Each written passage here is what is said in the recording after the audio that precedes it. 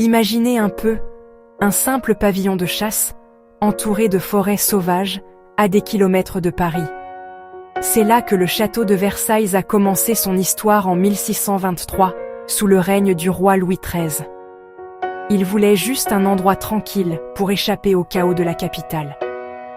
Quelques années plus tard, Louis XIV, oui, le roi Soleil, a une vision beaucoup plus grande. Il transforme ce petit pavillon en le palais le plus extravagant de toute l'Europe. La construction débute en 1661, Versailles devient un chantier colossal, du marbre partout, des dorures qui scintillent au soleil, des fontaines dont les jets d'eau montent plus haut que tout ce qu'on avait vu auparavant.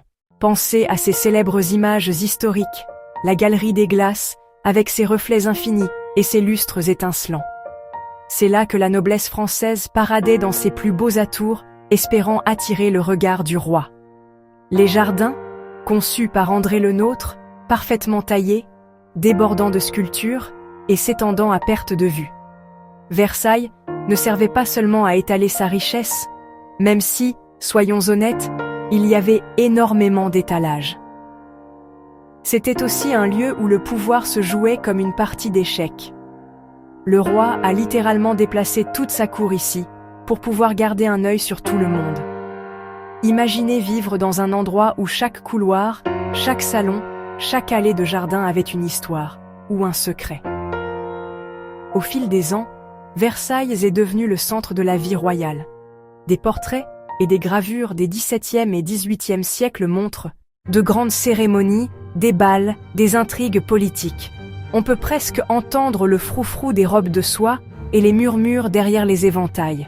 Mais rien ne dure éternellement. À la fin des années 1700, avec la Révolution qui couvait, Versailles a commencé à perdre de son éclat.